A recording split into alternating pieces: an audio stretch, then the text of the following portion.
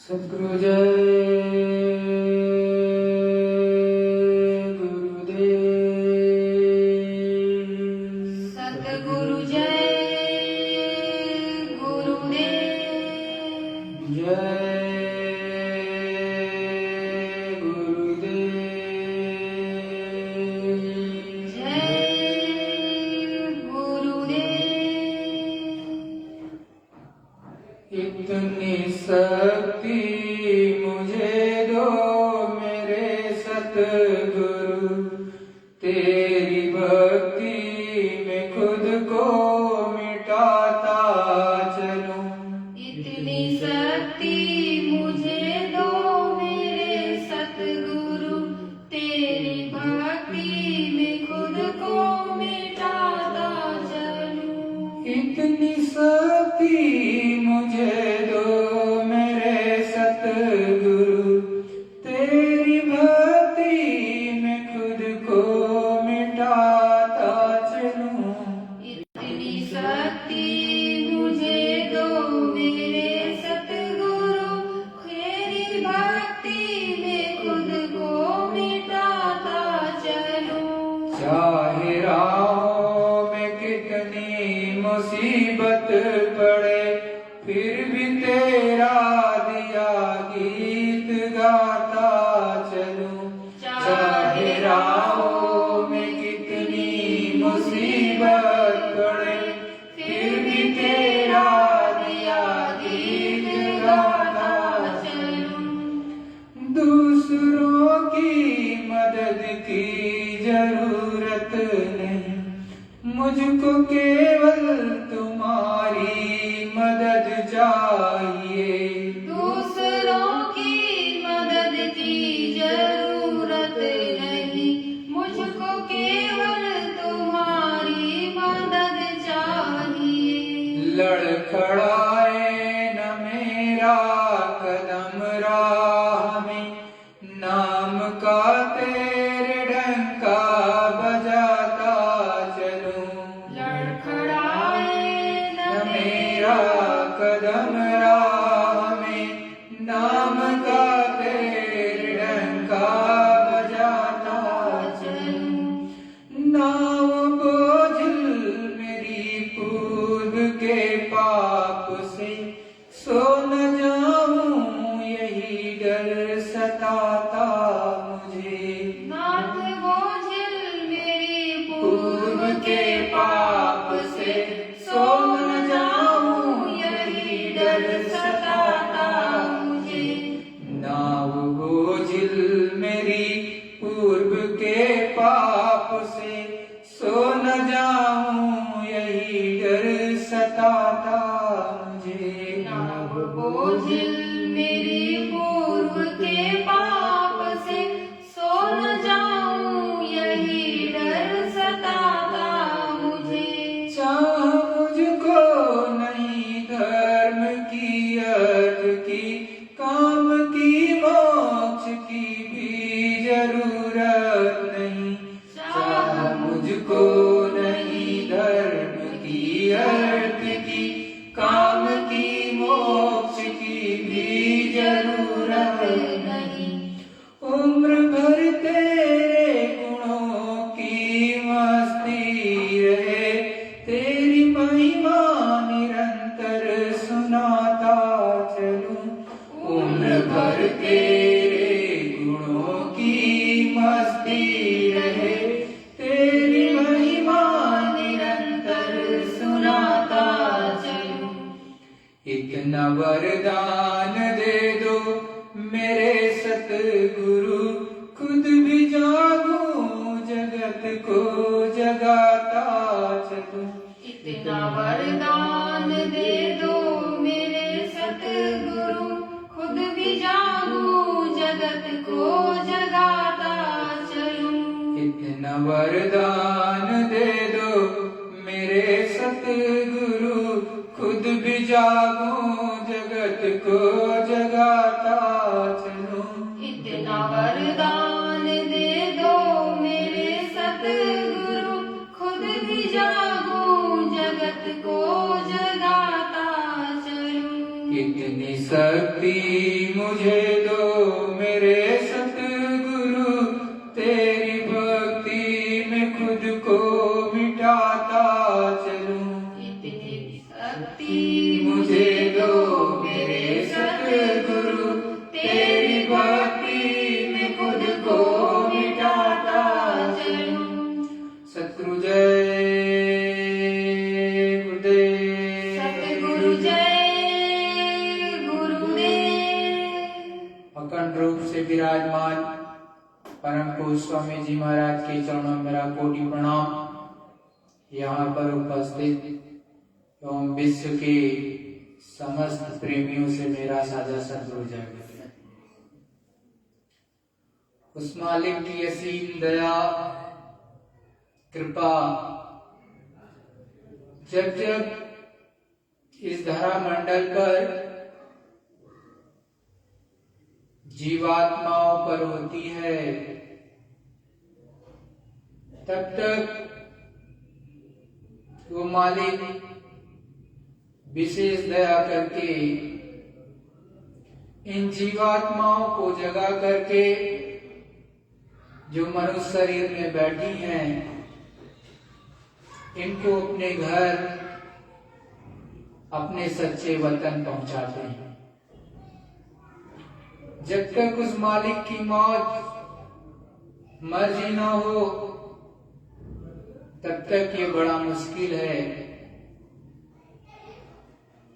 और बड़ा ही दुरूह है कि यहां से जीवात्माएं निकल करके अपने सच्चे वतन, अपने सच्चे पिया के यहां पहुंच पाए। दुरूह इसलिए या असंभव इसलिए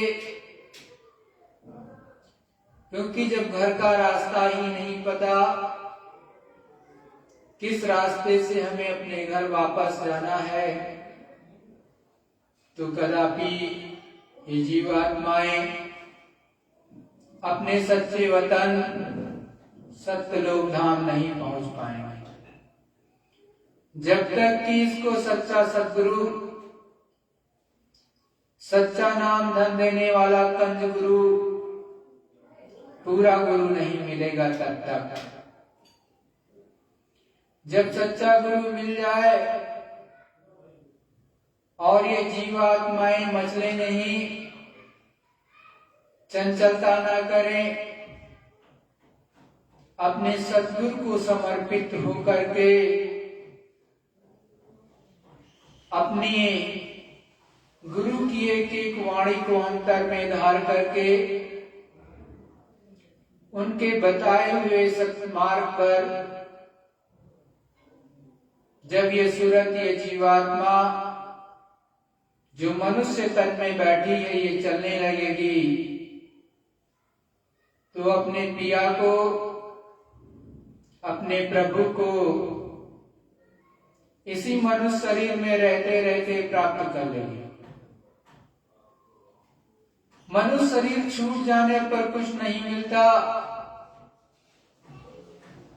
मिलता है तो जीते जी मिलता है,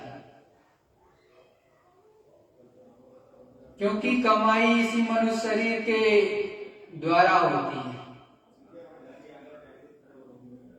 यह मनुष्य शरीर इसीलिए बेशकीमती है, इसीलिए इसका कोई सानी नहीं, कोई दूसरा ऐसा तन नहीं जिसमें प्रभु प्राप्ति की जा सके। प्रभु प्राप्ति केवल और केवल मनुष्य शरीर के द्वारा ही हो सकती है, क्योंकि उस मालिक ने इस जीवात्मा को एकदम नाके पर बिठाया है। ये न शरीर के अंदर है, न शरीर के एकदम बाहर है, एकदम से नाके पर बिठाया है, यहाँ पर दोनों गौओं के बीचों बीच, यहाँ पर नाके पर सामने ही सप्त की डोरी उस प्रभु ने, परमात्मा ने डाल रखी है। जब संत महात्मा आप पर विशेष दया और कृपा करते हैं और अपनी मौज में आकर के आपको नाम की बख्शीश करते हैं, तो शब्द से गठबंधन कर देते हैं। अभी तो आपकी सूरत जीवात्मा शब्द से करोड़ों करोड़ों मील दूर है, उससे जुड़ी नहीं है। यद्यपि उसके सहारे ये जीवात्मा उतारी गई है, परंतु बोध नाम की चीज इस सूरत को, इस जीवात्मा को नहीं है। इसे तो अपना भी ख्याल नहीं, अपना भी बोध नहीं कि मैं कौन हूं, कहाँ की रहने वाली हूं, कौन सा मेरा पिया है, कौन सा मेरा सच्चा घर है, कौन सा मेरा देश है, ये भी पता नहीं। ये तो यहाँ पर खाने पीने में इस दुनिया को ही अपनी दुनिया समझ बैठी और ये सोचती है उम्र भर कि यहां से तो जाना होगा ही नहीं। लेकिन उस मालिक की ऐसी मौज रहती है जिसने, जो इन तीनों लोगों का मालिक है, वो आपको यहाँ रहने नहीं देगा। एक निश्चित ही अवध तक ये सूरत जीवात्मा इस मनुष्य शरीर में रह सकती है, इस तन में रह सकती है। इसलिए कहते हैं, इस तन में तड़पती श्वासों का ये तार रहेगा कितने दिन।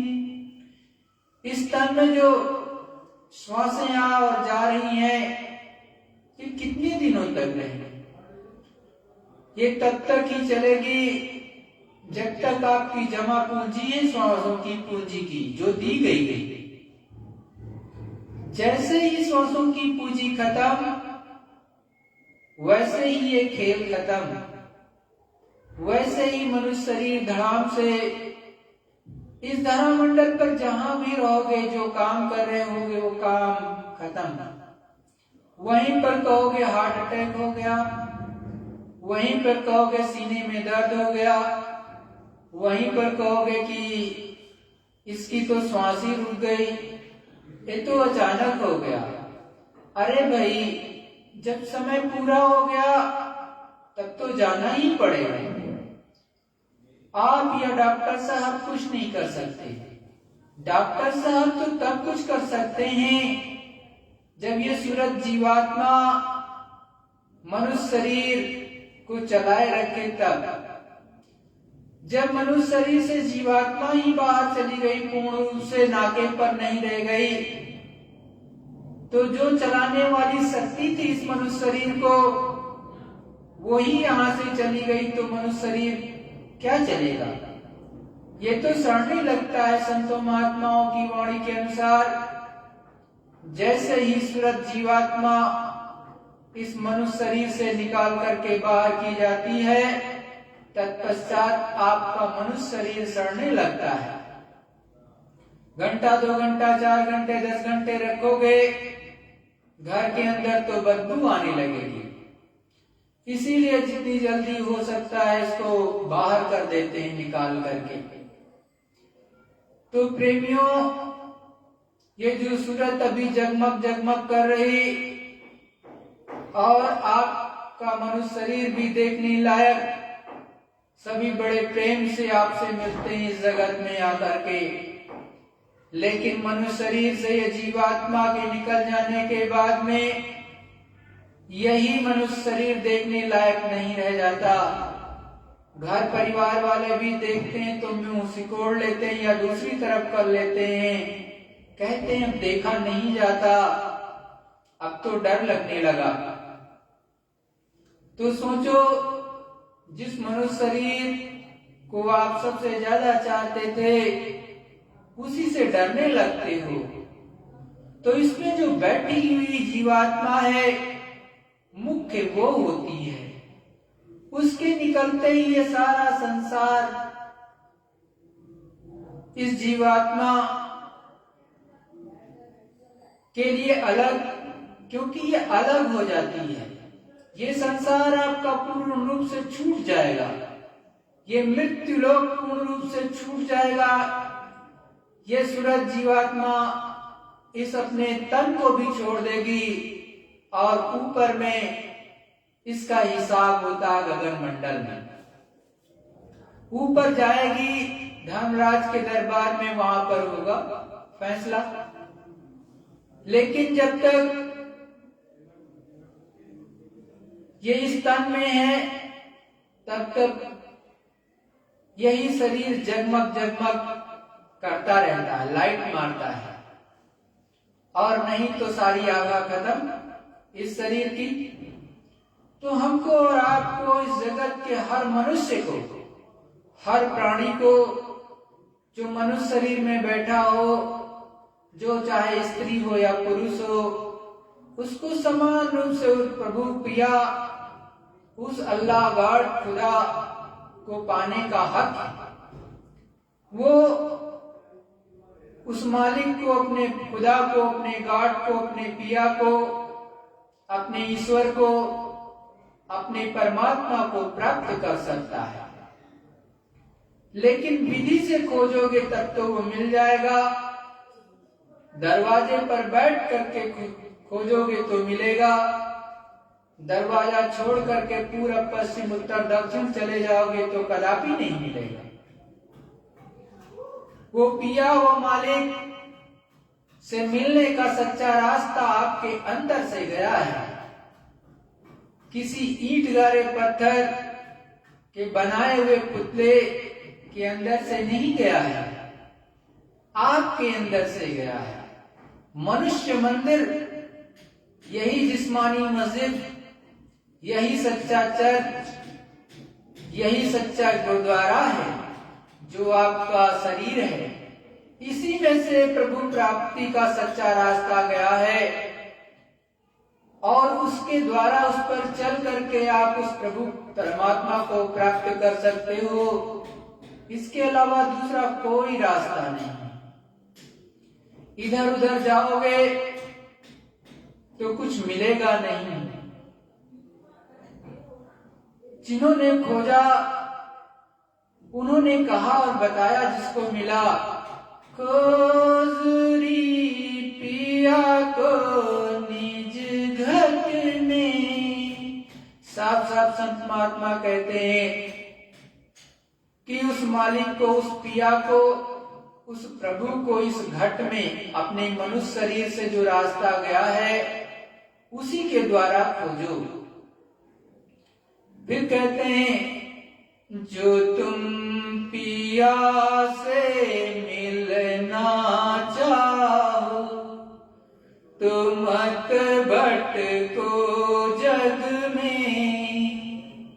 सब कहते हैं कि यदि उस पिया से, उस प्रभु से मिलना चाहते हो तो जगत में मत भटको, इधर उधर तुम्हें कुछ नहीं मिलेगा। तो फिर कहते हैं, जो तुम पिया से मिलना चाहो तो मत भटको जग में। तीरथ बरत कर्म आचारा ये अटकावे मग में। साफ कहते हैं कि जो तुम्हें तीरथ व्रत करते हो, अलग अलग तरह के आचरण करते हो, ये मग में, मतलब बीच रास्ते में आपको अटका देंगे। फिर कहते हैं, जब लग संत मिले नहीं तुमको, खाए ठगोरी तू इन ठग में। जब लग सच्चे संत, सच्चे फकीर जो उस परमात्मा से मिले होते हैं, ऐसे तत्वदर्शी महात्मा, पूर्ण आत्मा के जागृत महापुरुष नहीं मिलेंगे, तब तक आप इधर उधर भटकते रह जाओगे। और ठगोरी जो होते हैं बीच में ठग, वो आप कहेंगे यहाँ मिल जाएंगे वहां मिल जाएंगे। प्रभु को तो मरने के बाद देखा जाता है, मरने के बाद मिलेंगे, उससे पहले मिलेंगे नहीं। तो वो ठग आपको ठगते रहेंगे और बेवकूफ बनाते रहेंगे। तो कहते हैं पिया मिले कोई साध समग में। पिया तो कहते हैं कहाँ मिलेंगे? साध समग में मिलेंगे। जो सच्चा संत होगा, फकीर होगा, उस परमात्मा से जुड़ा होगा, उसके द्वारा मिलेंगे। साध समग में मिलेंगे, इधर उधर कहीं नहीं मिलेंगे। तो इसीलिए संत महात्मा हमेशा कहते हैं कि साध संग मोहि देव नित परम गुरु दातार। हमेशा ये सूरत के जीवात्मा संत महात्मा भी बताते हैं कि ऐसी विनती प्रार्थना करनी चाहिए अपने सद्गुरु से, प्रभु से, कि मुझे संग दीजिए। तो किसका दीजिए? साध का। साध उसे कहते हैं जो तीसरे पद, पिया पद से ऊपर आता जाता हो, पिया पद तक उसकी पहुंच हो। तो पिया पद या फिर मानसरोवर में स्नान करने के ऊपर ये सूरत, ये जीवात्मा जब चलती है तब पिया पद मिलता है। यहाँ पिया पद नहीं है जो आप सोचते हो कि यहाँ पिया पद है। पिया पद काफी ऊपर है, ब्रह्म से ऊपर पार ब्रह्म, पार ब्रह्म का लोक में जाओगे तो वहां पर मानसरोवर, उस मानसरोवर में जब स्नान कर लोगे, ये सूरत ये जीवात्मा स्नान कर लेगी, तत्पश्चात फिर ऊपर की तरफ बढ़ती है। फिर वहां पर पिया पद मिलता है, वहां पर सद्गुरु भी मिलते हैं, तब जाकर के ये हंसों के संग इसकी यारी होती है, उससे पहले नहीं। तो ये सूरत ये जीवात्मा, ये राधा जब वहां तक आने जाने लगती है, तब ऐसी जीवात्माओं का संबंध करने पर वो आपको उस मालिक की चीजों को बताएगा, वही आपको चला भी ले जाएगा और सच्ची रहनी गहनी सहनी को भी सिखा देगा। उस प्रभु का थोड़ा थोड़ा भेद भी वो बता देगा आपको, और उसके कहने में चलने लगोगे, उसके बताए हुए रास्ते पर चलने लगोगे तो बहुत कुछ प्राप्ति ऊपर की होने लगेगी। आप ईश्वर को भी देख लोगे, ब्रह्म को भी देख लोगे, पार ब्रह्म को भी देख लोगे, लेकिन ये सब ऊपर के लोग हैं। और संतों की विशेष दया जब मिलती है, वो जब नाम धन दे देते हैं, बख्शीश कर देते हैं, तब ये सूरत अपने घर में बैठ करके इसी मनुष्य शरीर में सच्चा ध्यान, सच्चा भजन करती है और उस मालिक का सच्चा कीर्तन सुनने लगती है, सच्ची आवाज को सुनने लगती है, सच्चे देशों को देखने लगती है। हमारे और आपके सामने, आंखों के ठीक सामने एक पर्दा पड़ा है। वो जो पर्दा पड़ा है वो है कर्मों का पर्दा। संत महात्मा जब मिलते हैं, उनके चरणों में जब जीवात्माएं बैठ करके विनती प्रार्थना करती हैं, तो संत महात्मा बहुत ही दयालु होते हैं, वो दया कर देते हैं और सच्चे नाम की बख्शीश करते हैं। इसीलिए लिखा हुआ है सदग्रंथों में, कलयुग केवल नाम आधारा, सुमिर सुमिर नर उतरहि पारा। साफ साफ कहा है कि कलयुग केवल नाम के आधार पे, नाम के द्वारा पार किया जा सकता है। इस कलिकाल में नाम के द्वारा, नाम का सुमिरन करके जीवात्माएं भवसिंधु को पार कर सकती है, प्रभु परमात्मा को पार कर सकती है। तो केवल नाम तो कह दिया गया, लेकिन वहां नाम थोड़ी ना आपको बताया गया है। वो नाम जो है, वो सच्चा नाम, वो सच्चा महात्मा देते हैं जिन्होंने उस प्रभु पिया को पाया है, और उनमें ये क्षमता, पावर है कि आपको भी उस पिया तक पहुंचा देंगे। वो नाम देते हैं, उसी को नाम दान कह लीजिए, उसी को नाम दीक्षा कह लीजिए, उसी को गुप्त मंत्र कह लीजिए। तो संतों महात्माओं के यहाँ इसी को नाम दान कहते हैं। उस प्रभु का सच्चा नाम, उसका सच्चा रूप, उसका सच्चा स्थान, ये सब कुछ आपको बताया जाता है। जब ये सब कुछ बताया जाएगा और आप विधि पूर्वक अपने घर में बैठ करके इसी मनुष्य शरीर से करने लगोगे, तो धीरे धीरे धीरे करके जो कर्मों की गंदगी जमा थी, जो एक आवरण जमा था, पर्दा पड़ा था, वो आपका पर्दा धीरे धीरे धीरे करके साफ होने लगेगा। जब पर्दा साफ हो जाएगा तो आपको आगे की चीजें दिखाई देने लगेंगी। मतलब इन दोनों आंखों को बंद करोगे तो उजाला प्रकट हो जाएगा, क्योंकि आपके पास में वो तीसरा नेत्र है, थर्ड आई है, जिसे आप शिव नेत्र कहते हो। अभी अभी कुछ दिन पहले ही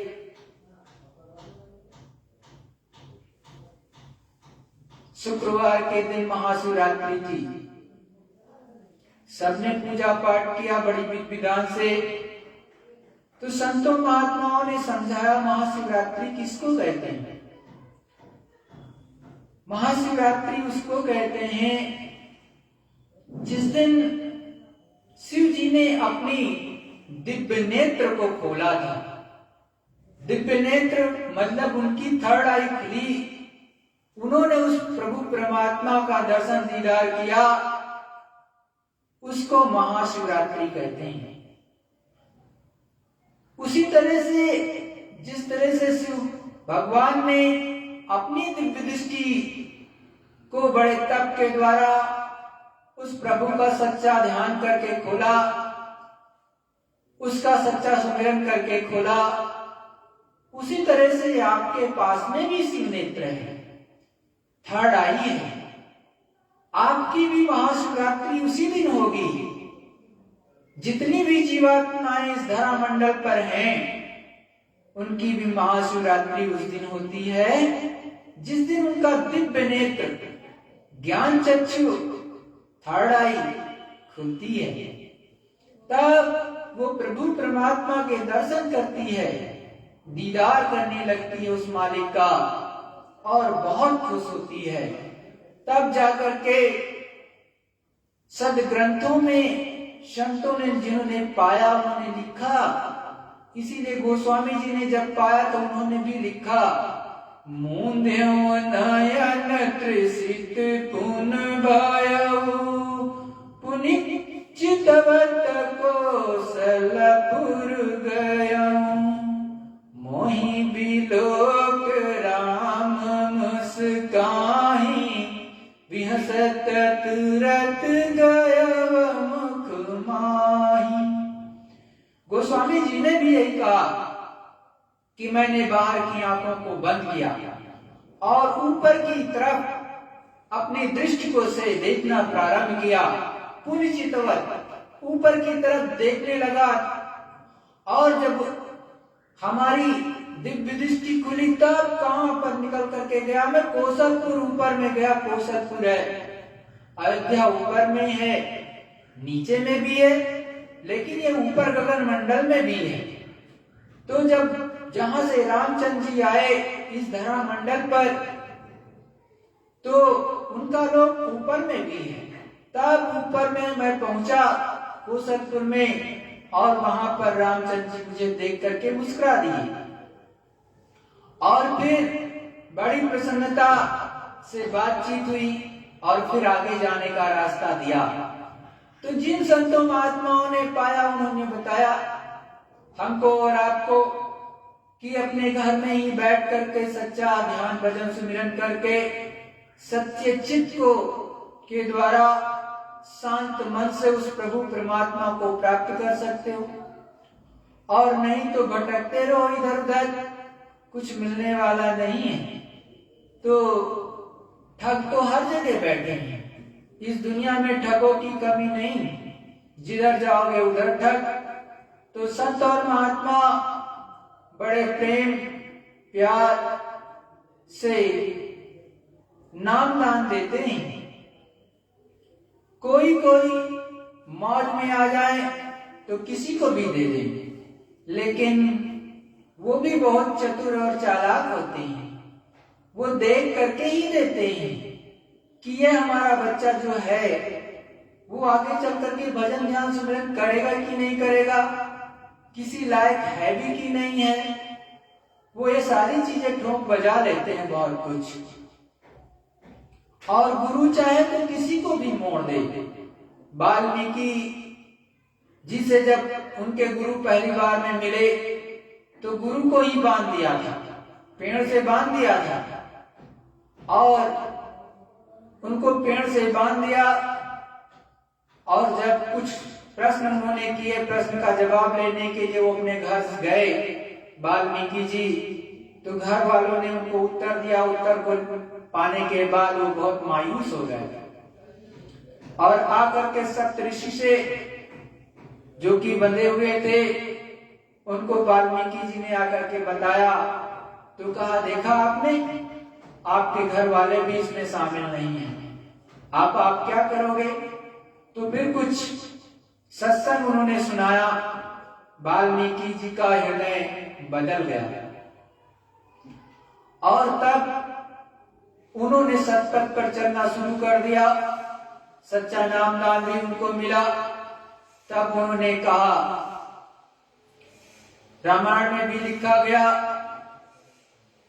उल्टा नाम जपत जग जाना, वाल्मीक भय ब्रह्म समाना। सभी लोग जानते हैं कि उल्टा नाम जपते हैं इस जगत में, ऐसा नहीं है। वाल्मीकि जी ने अपनी सूरत और जीवात्मा को उलट दिया था ऊपर की तरफ, और उन्होंने सच्चा नाम जपा था, तब जाकर के वो ब्रह्म का दर्शन कर पाए थे और ब्रह्म के समान भी हो गए थे। तब उन्होंने 10,000 साल पहले अपनी दिव्य दृष्टि के द्वारा देख करके श्री रामचंद्र जी के आने का वर्णन किया था, एक एक चीजों का वर्णन किया था, 10,000 साल पहले बताया था। तो संत महात्मा तो भूत और भविष्य वर्तमान सब जानते हैं, जिस पर उनकी मौज हो जाए तो कुछ भी दे दें। और आपके अंदर लेने की क्षमता होनी चाहिए, दीनता धारण करनी चाहिए, दीन हो जाओ। जब दीन बनोगे तो कुछ मिलेगा, और दीन नहीं बनोगे तो कुछ मिलने वाला नहीं है। अकड़ में सब कुछ ढीला हो जाएगा। ये 4 दिन की चांदनी है, फिर अंधेरी रात। जवानी भी इसी तरह से है, फिर आपको कुछ मिलने वाला नहीं है। यहाँ से खाली हाथ इस संसार से जाना पड़ेगा। तो चेत जाओगे तो बहुत कुछ मिल जाएगा इस संसार में। इसीलिए तो संसार में उस प्रभु परमात्मा ने आपको भेजा है। लेकिन संसार से आप सोचोगे कुछ लेके जाएंगे तो ये कदापि संभव नहीं है। यहाँ तो खाली हाथ आए हो, खाली ही हाथ जाना है। केवल एक चीज ले जा सकते हो, वो है सच्चा नाम धन की कमाई, या अच्छे और बुरी जो कर्म किए हो आपने वो जाएंगे।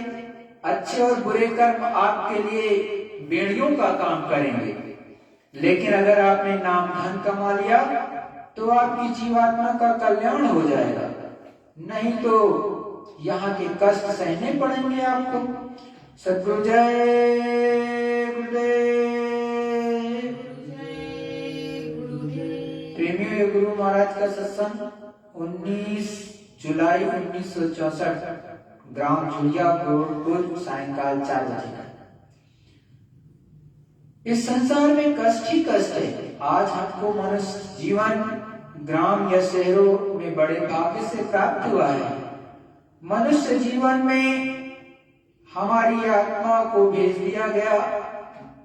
ये आत्मा परमात्मा की अंश है, बिछुड़कर तकलीफ उठा रही है। जब तक परमात्मा नहीं मिलता तब तक कष्ट उठा रही है। हमको मालूम है कि हमें व्यवहारिक चीजों की कमी है, खाने की तकलीफ, पीने की तकलीफ तथा अन्य प्रकार की तकलीफ। वहीं मार झाड़ झगड़े की तकलीफ, कहीं गाली गलौज की तकलीफ, कहीं रोक टोक की तकलीफ, जो मिला है वो बहुत ज्यादा तकलीफ है। क्या जानते हो ये कम होगा नहीं। ऐसे ही आपत्तिजनक समय में प्रभु आते हैं और ऐसी ही परिस्थिति में भगवान राम का अवतार हुआ था। क्या जानते हैं कि आप भगवान की पूजा करते हैं? क्या मंदिरों में जल चढ़ाने से, फूल चढ़ाने से भगवान की पूजा हो जाएगी? नहीं। मंदिर इत्यादि में भगवान नहीं मिलते। जो लोग आए हमारी शक्ल में आए और जो हम उनकी पूजा हर जगह पर आज भी करते हैं और तब भी उन्हीं की पूजा हुई।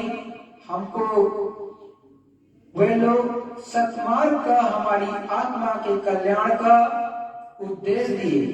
जब कभी ऐसी शक्तियां भूमंडल पर आती हैं और हमारा कल्याण करती हैं, तब हम उनकी पूजा करते हैं। जिनका हम लोग मंदिर बना डाले, इसी प्रकार से नरसिंह, राम, विष्णु, शिव जब जो आए हमारी तरह से मनुष्य शरीर में आए और उनके पास शादी और बच्चे तथा गृहस्थी भी थी। तुम ये सोचो कि जब वह नहीं आए थे तब क्या था। गीता में, रामायण में, अन्य ग्रंथों ने कहा है कि जब प्रेम नहीं रहता है और मनुष्य व्यभिचार की तरफ अग्रसर हो जाते हैं और घोर नास्तिकता छा जाती है, तो हमारी तरफ से कोई शक्ति आती है। राम जब प्रयाग की तरफ गए और उनके प्रेमियों ने आम जनता को उनका परिचय बताया, तो लोग कहते थे कि क्या यही राम है? हमें विश्वास नहीं है। चित्रकूट के निवासियों से जब वे स्वयं अपना परिचय दिए तो उनको विश्वास नहीं आया। जब वे रहने के लिए स्थान मांगते थे तो राजा कहते कि जिभ्या और निभ्या का स्वाद छोड़ना है। कोल भीलों ने कहा कि हे नाथ, मैं आपका वस्त्र और आभूषण नहीं लूंगा, यही हमारी सेवा स्वीकार करें। अवतार जब आते हैं तो उन्हें कोई नहीं पहचानता। जब जब जो लोग आते हैं वे लोग भिन्न प्रकार की शंकाएं और चर्चाएं करते हैं। फिर आगे चलकर कहते हैं कि एक अवतारिक शक्ति थी। लोगों ने कृष्ण को कृष्ण नहीं समझा। बाद में जो आए वे उनको भगवान मानने लगे। जरूरत पर जब जो आए तो वे महात्मा पूजे गए। जन्म लेगा, साधन करके वो अपनी आत्मा को इतना बलिष्ठ बना देता है कि वो लोगों का कल्याण करता है।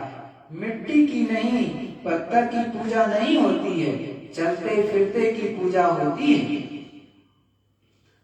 आज घोर समय आ गया, लोग शराब पीने लगे, मांस मछली अंडा खाने लगे, लोग सड़ी गली चीज खाने लगे, जिससे लोगों की बुद्धि भ्रष्ट हो गई और एक दूसरे को मार डालने की प्रवृत्ति उत्पन्न हो गई।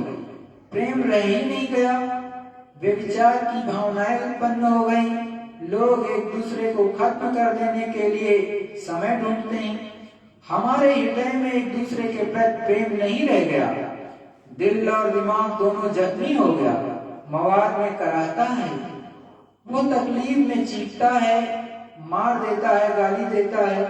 जब वो चरित्र से गिर गया तो तमाम रोग उत्पन्न हो गया। फिर पैसों को डॉक्टरों को और कचहरी में दे देता है। जमीन भी आज अन्न नहीं देती है। सब चीजों की कमी हो गई। ऐसी परिस्थिति में किसी शक्ति का प्रादुर्भाव होता है। अब ये समझो, मनुष्य जीवन मिलने के बाद दोबारा नहीं मिलता। एक बार मिलने के बाद दोबारा तुम हम गांव की स्त्रियों से, पशुओं से, सभी संबंधियों से नहीं मिल सकते। जब तुम्हारी मृत्यु हो जानी है तो कोई काम नहीं आएगा। जिनके लिए तुम दिन रात पछते हो, कितना तुमको दंड दिया जाएगा, शास्त्रों में तो साफ साफ लिखा है। परंतु मैंने जो देखा उसका क्या कहना। अघोर नरक किसको मिलता है? आग लगाने वाले को, मारने वाले को, इशारा करने वाले को, मसाला पीसने वाले को। ऐसे जीवों को अघोर नरक मिलता है जिसके ऊपर किए हुए कर्मों का प्रायश्चित लगा हुआ है। उनको वो यम पुलिस दोनों आंखों के पीछे से खींच लेती है और उन स्थानों में डालकर करोड़ों वर्षों तक मारते रहते हैं। उन मुर्गे और बकरियों में हमारी सी जीवात्माएं हैं जिसको मारने पर ऐसे ही कारागारों में डाल दिया जाता है और ऊपर से करोड़ों वर्षों तक मारते रहते हैं। यदि आप ऐसे कर्म करते हैं और आपकी कल मृत्यु हो जाती है तो कौन भोगेगा? क्या राम भोगेंगे? क्या मैं भोगूंगा?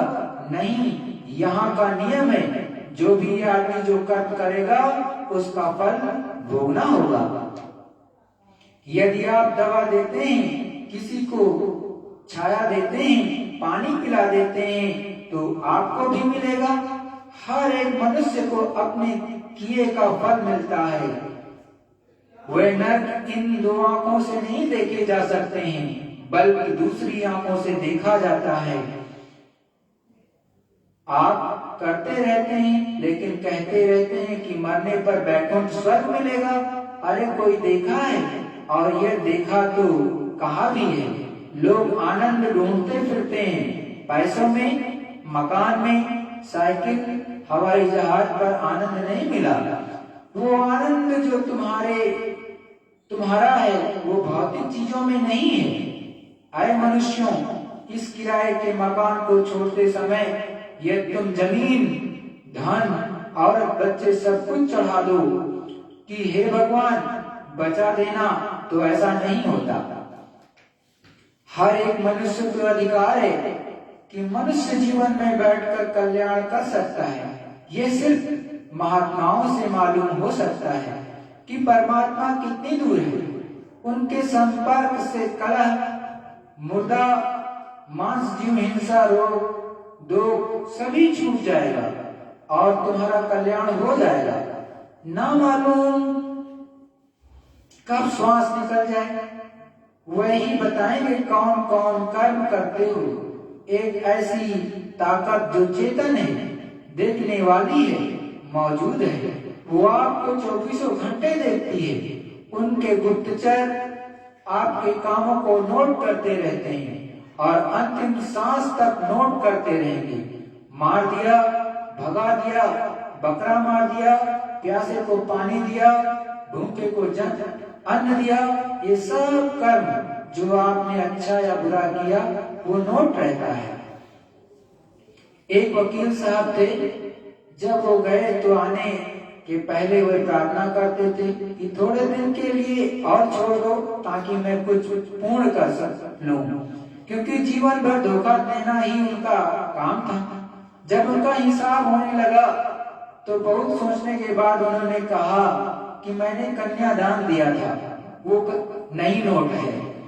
और ऐसे ही बहुत सी चीजों को नई नोट किए होंगे। सोचने का मौका दें, पर वहां तो एक क्षण भी मौका नहीं मिलता है, वहां कोई वकालत नहीं लगती।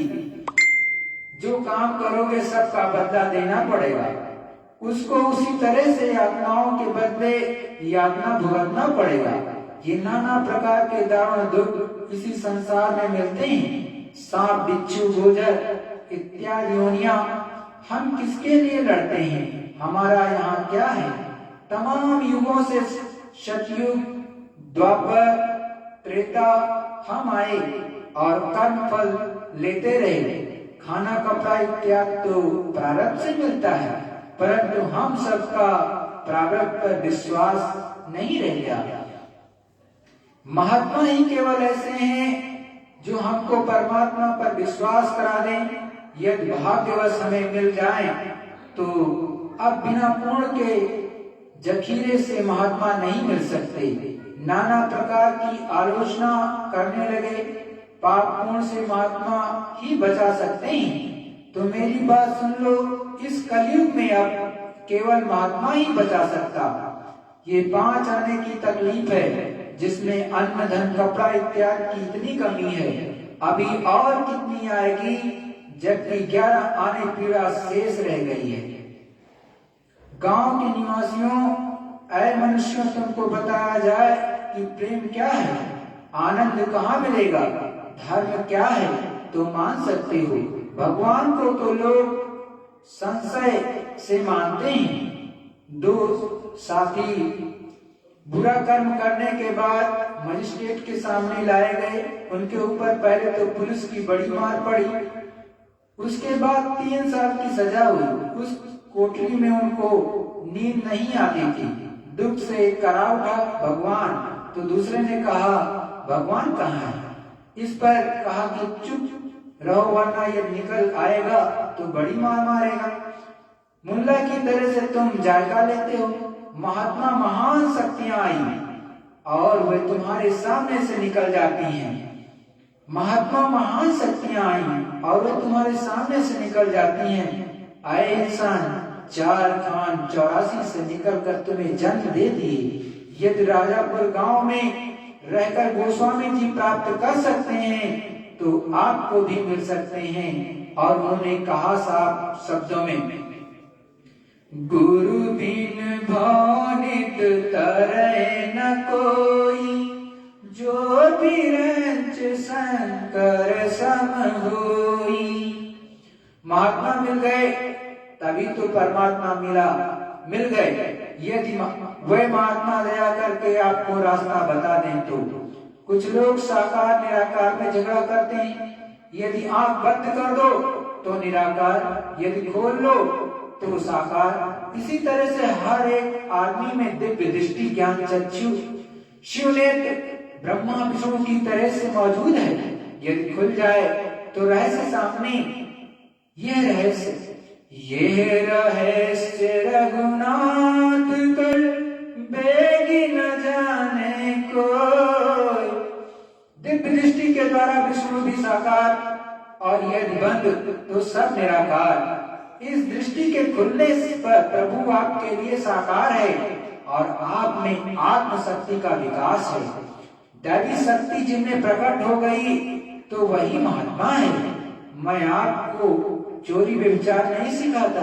तुम्हारी भावनाएं जिनको तुम भूल गए, तुमको देखकर लोग घृणा करते थे और तुम्हारी कोई नहीं सुनता था। महात्मा कृपा करके मनुष्य शरीर में दिए। अभी जठराग्नि से आए और यहाँ 10-20 ही वर्षों में चतुराई और चंटाई सीख गए। फिर प्रार्थना करोगे कि हे भगवान फिर मनुष्य शरीर दे दो, वहां चंटाई नहीं चलेगी। यदि तुम अब भी ये सोच लो तो उम्र शेष है, उसमें और महात्मा से मार्ग ले लो तथा 3 या 4 घंटे बैठकर साधना कर लो तो वो आत्मा धुल जाए और इसी में तुम्हारी आंख खुल जाएगी। तब सोचना कि ये कैसी अद्भुत चीज है। दुनिया में भगवान की पूजा कोई नहीं करता, सब लोग महात्मा की पूजा करते हैं। जो प्रेम दिए और संदेश देते हैं उसमें कोई चीज अद्भुत ये पाते हैं, तब तो सुनते हैं। कल्याण करते हैं तब तो पास आते हैं। गुरु किया था कि हम पाप नहीं करेंगे, अब तो अशुभ पाप ही गुरु ना रहने के कारण हो रहा है। जो बाकी है वो और कर लो, यदि उससे तुम्हारी प्यास बुझ जाए तो ठीक है, वरना लौट आना। जलते समय में कोई आएगा तो बचा लेगा वो, यदि घी कम हो जाए। सतगुरु जय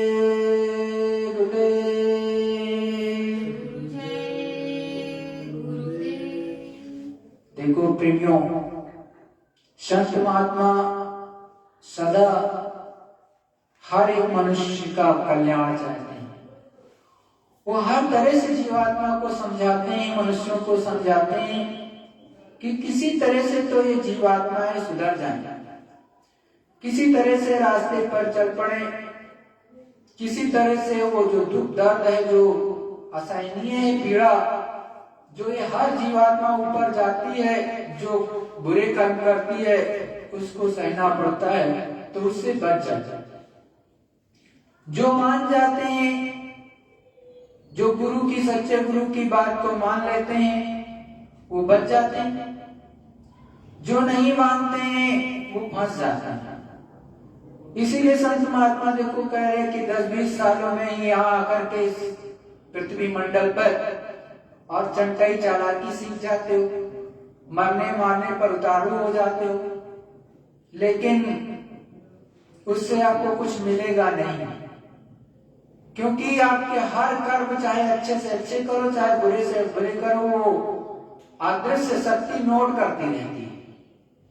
और जैसे ही यहाँ से जीवात्मा निकाल करके उस प्रभु की कचहरी में पेश की जाएगी, वहां पर एक एक चिट्ठा खोल करके आपका दिखा देंगे, 1 मिनट में ही हिसाब भी कर देंगे।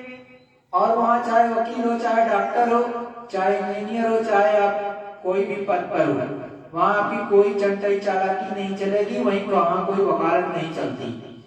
1 मिनट के अंदर फैसला दे देगा और आपको के साथ क्या व्यवहार करना है वो तुरंत ही बता देंगे। यमदूत आपको घसीटते हुए ले जाएंगे और जबरदस्त पिटाई होगी, वो छोड़ने वाला नहीं है। रामायण में भी साफ साफ लिखा गोस्वामी जी ने, कर्म प्रधान विष रचि राखा, जो जैसे करे सो तस फल चाखा। साफ साफ चपाई लिखी है। आप दिन रात पढ़ते भी हो, समझते कुछ नहीं, पढ़ लेते हो बस बंद कर देते हो। वो साफ साफ उस मालिक का फरमान है कि हमने कर्म प्रधान इस विश्व को रचा है, आप अच्छा से अच्छा कर लो, बुरा से बुरा कर लो, लेकिन याद रखना जैसा करोगे वैसा भरना पड़ेगा आपको, इसमें कोई दो राय नहीं। केवल आपको छूट तब तक है जब तक मनुष्य शरीर में बैठे हो, तब तक केवल, इसके बाद कोई छूट नहीं है। उसके बाद में तो केवल उस मालिक की चलती है, आपकी कुछ कहीं नहीं चलती है। इसीलिए तो आपको स्वतंत्र जीवन दिया था मनुष्य शरीर, कि इस जीवात्मा को बैठ करके यहीं से जगा लो, और न जगाओ तो ये तुम्हारी सबसे बड़ी मूर्खता, सबसे बड़ी भूल। और यही संत महात्मा चेताते हैं कि ये मनुष्य सबसे अनमोल है, इसी में बैठकर काम बना लो। इसीलिए तो कहा हीरा जन्म अमोल था, कौड़ी बदली जाए।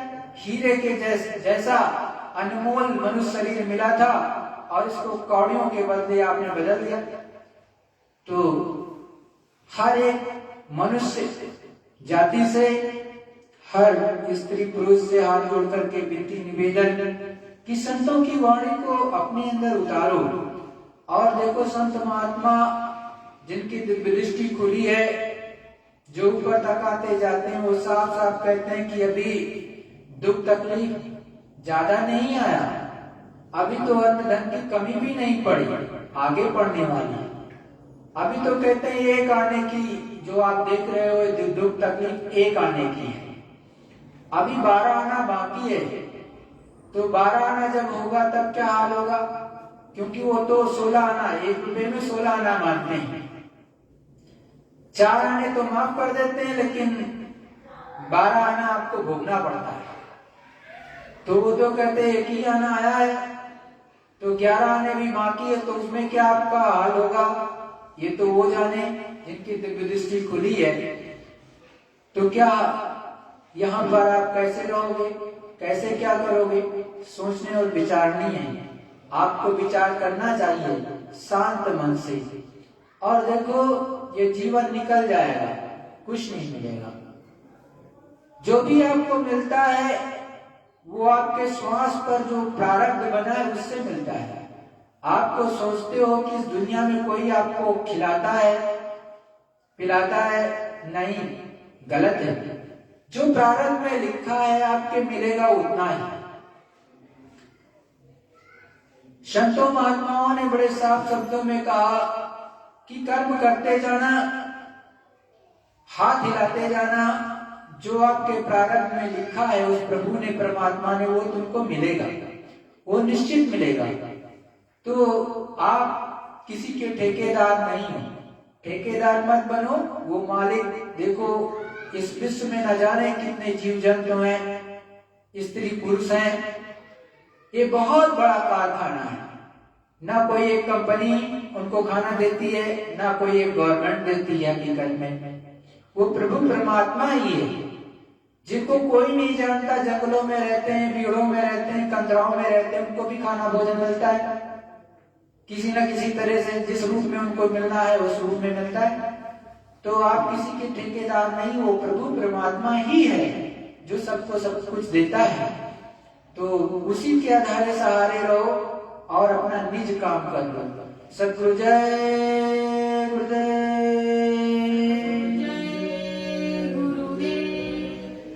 एक प्रार्थना होगी, तत्पश्चात सब लोग ध्यान भजन सुमिरन करते।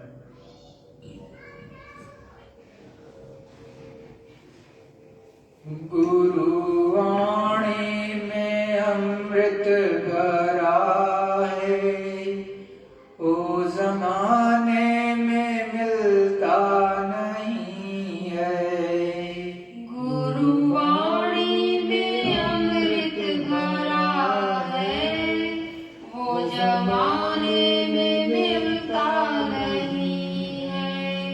नूर ही नूर चहुदिस तुम्हारे, कोटि सूरज चंदा बिहारे।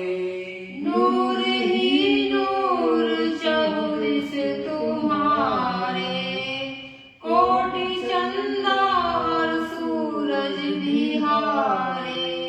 गुरुदरस बिन तुम्हारे, प्रेम का रंग खिलता नहीं है। गुरुदरस बिन तुम्हारे, प्रेम का रंग खिलता नहीं है।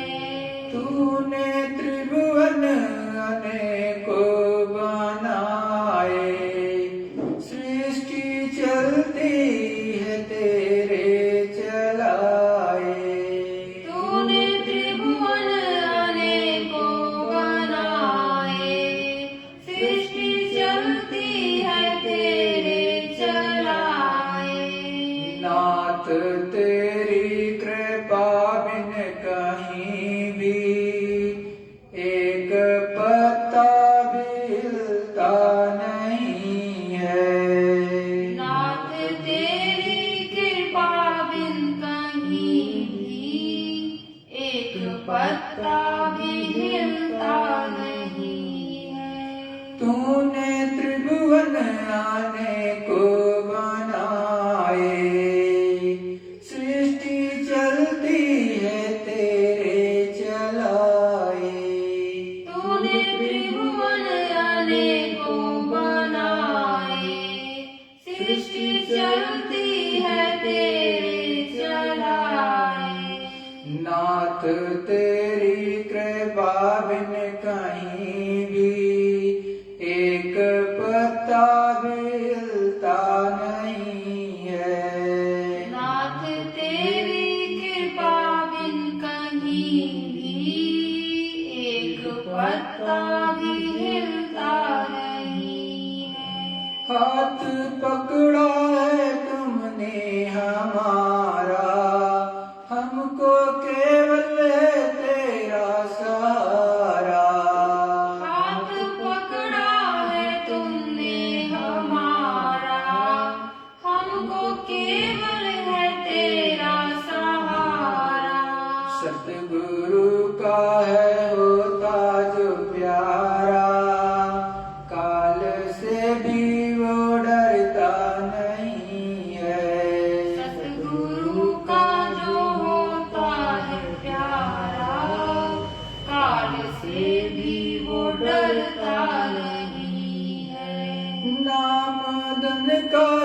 भर ले खजाना, छूट जाएगा सब आना जाना। नाम धन का तू भर ले खजाना, छूट जाएगा सब आना जाना। भाग्य से होता है नर्तन पाना, अपनी मर्जी से मिलता नहीं है। भाग्य से होता है नर्तन पाना, अपनी मर्जी से मिलता नहीं है। हे दीन बंधु कृपालु, दो भक्ति मुझको दयालु। हे दीन बंधु कृपालु, दो भक्ति मुझको दयालु। दास चरणों का अपने बना लो, गुरु चरण सबको मिलता नहीं है। दास चरणों का अपने बना लो, गुरु चरण सबको मिलता नहीं है। गुरुवाणी में अमृत भरा है, वो जमाने में मिलता नहीं है। गुरुवाणी में अमृत भरा है, वो जमाने में मिलता नहीं है। सतगुरु जय सतगुरु जय गुरुदेव। गुरु स्वरूप एवं पांचों धनियों को विधि पूर्वक दृष्टि प्रणाम करके सभी प्रेमी सुमिरन ध्यान भजन में बैठेंगे। सतगुरु जय।